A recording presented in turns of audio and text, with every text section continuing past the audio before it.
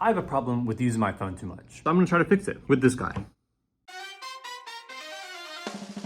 I want a bot that monitors my phone's activity, so whenever I open an app like YouTube, Twitter, Instagram, TikTok, it basically sends me a message telling me that I'm pathetic and getting nowhere in life because I'm scrolling instead of being productive. So I've been thinking about this project for a while now and how I could implement it the easiest way. And the best way I've come up with so far is with my router. Because whenever I get home, my phone connects to the Wi-Fi, obviously. So all the data and traffic from my phone goes to the Wi-Fi and from the Wi-Fi. So my router should be able to track pretty much everything. The router thing didn't work. The issue I was running into, every time I would test the log section of my router, it would only show my phone's IP like once every hour, or it would show my phone's IP like 400 times an hour. So basically the router idea is garbage. I'm an idiot. That's where ChatGPT comes in. 2025, baby, let's go. It gave me fucking garbage. Firewalla, $200. Open DNS, don't know what that is, don't feel like researching it. Parent monitoring app, okay, that sounds promising. You need to download this app, let it download a profile to your Apple settings. I didn't even know that was a thing.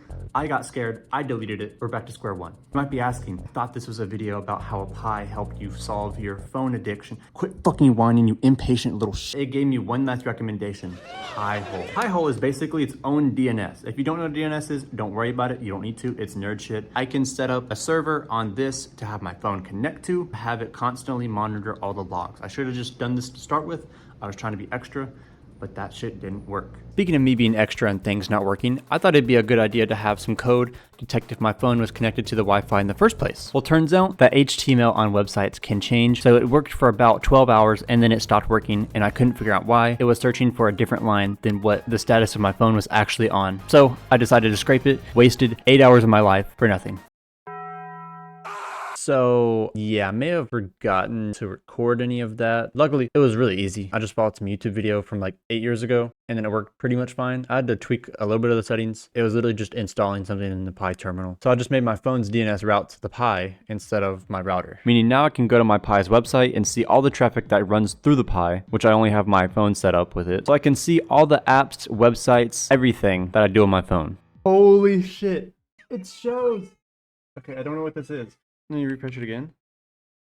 Holy shit. Remember me saying how that HTML web scraper wasn't a good idea because it didn't work that well and the HTML can change? Well, I tried to use it again because I am fucking dumb. I actually had it working pretty well at first, but most websites apparently are written in Python and JavaScript. And the library that I was trying to use can only read Python. So half the website was just invalid and it generated after the page loaded. So I had to scrap that and just try to use this other thing called Pi Auto GUI. Basically takes a screenshot of the page and compares it to some screenshots that I have of the website that I want to compare it to. Turns out after another 2 or 3 days of troubleshooting, the devs deleted the syntax because I couldn't get it to work.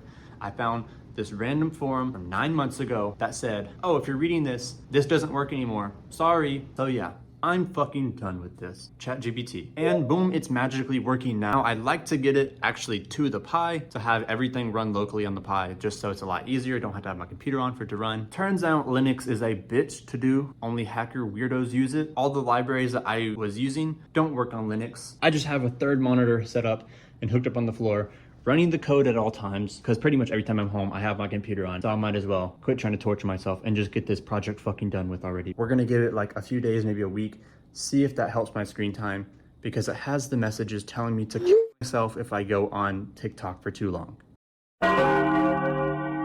Okay, it's been a little bit, been a little over a week, and I have the results. So before I tested it, I had 6 hours and 48 minutes of screen time on average for the last week. Every time I got on Twitter, Instagram, YouTube, TikTok, it always sent me a message telling me derogatory things. And it dropped down to 6 hours and 2 minutes. So not the best results, but it is some results. I will say the chart is a little inaccurate because a lot of times I'll fall asleep on my phone, so it'll just sit there running for like an hour or two. So it really isn't as bad as it looks. Even if it says 6 hours of screen time, it's probably more like 4 or 5, which still isn't good. Oh well, it kind of worked. I wouldn't say I wasted 2 weeks of my life, but I'm not gonna say it was worth it. So bye, subscribe.